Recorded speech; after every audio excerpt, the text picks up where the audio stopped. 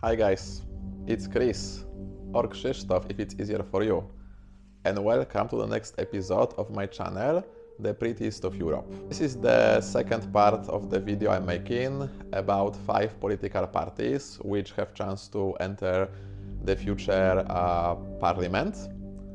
If you listen to my previous video, I described 3 so-called democratic parties. In today's video, I will describe 2 remaining far-right parties. I will tell you more or less what are ideas of those parties. I will compare them to Western standards.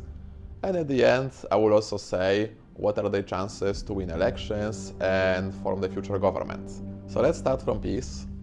I could speak a lot about this party because they were in the government for the last 8 years. But for the purpose of this video, I will just give you highlights. Definitely for Western standards, I could describe them as far right.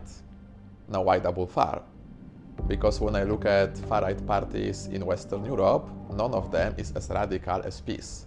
I think they are one step ahead. That's why I would call them definitely far right. And their approach reminds me a little bit about one article I read in the past in some psychological newspaper.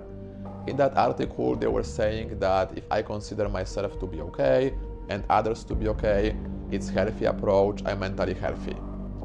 If I consider myself not to be okay and others to be okay, I'm most likely depressed.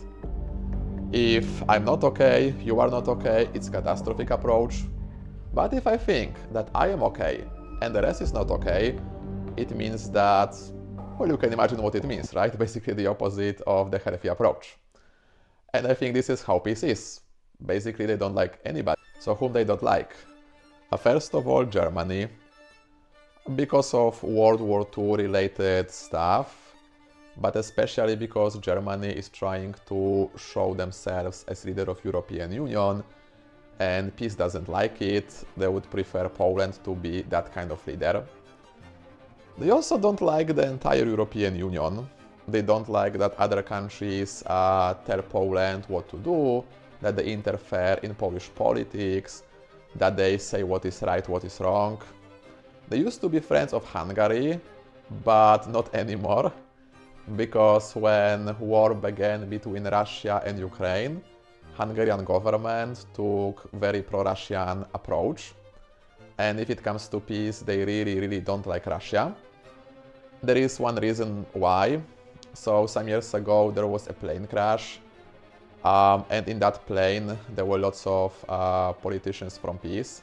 Among the others in that crash died Lech Kaczynski, who was the brother of the current PiS leader Jarosław Kaczynski. And the plane crashed in Russia, and PiS blames Russian government for that. It was never proved, but they have this kind of theory, so of course they don't like Russia. I would also say that they don't like most of Polish people. So everybody who votes the opposition, everybody who supports women's rights or gay rights or human rights in general, I think is considered to be an enemy by PiS. So yeah, as I said, their approach is very we are okay, which means voters of PiS, members of PiS party, and the rest is not okay. And then if you think it cannot get more extreme, we have the last party, Konfederacja, Confederation, which I would describe for European standards, Western European standards, as far right. Because they are actually one step ahead of PiS if it comes to the radical ideas. And I think it says it all. I'm not going to say much more about them. Actually, some time ago, I checked a video of one Polish TikToker who researched social media accounts of some of the members of that party. So I can tell you what are the ideas, more or less.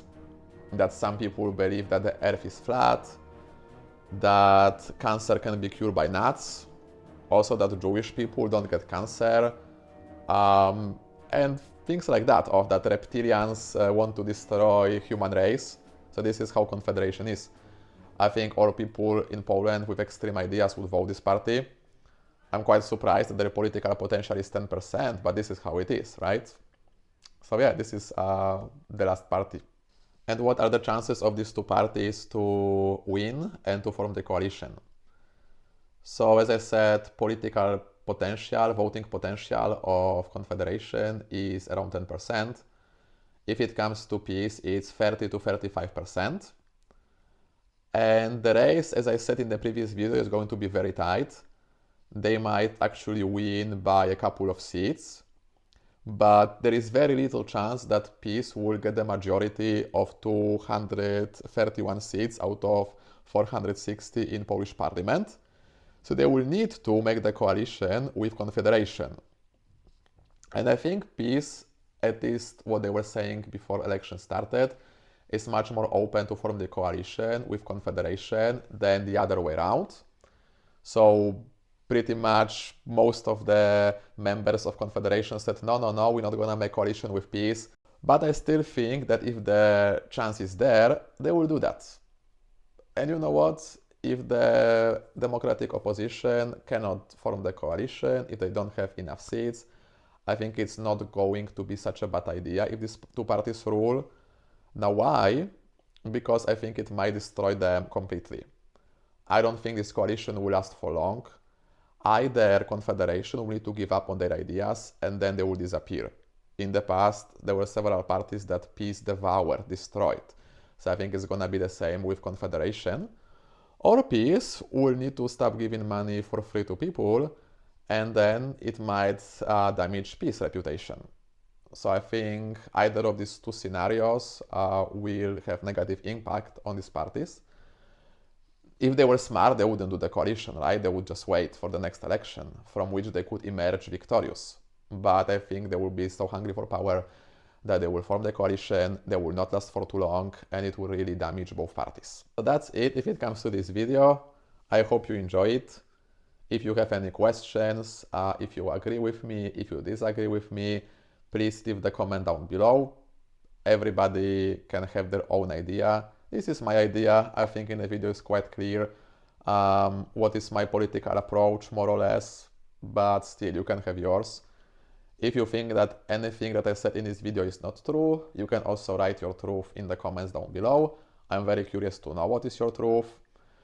And yeah guys, let's wait for the elections, and after them I will make another video about the outcome. And that's it. See you next time. Bye.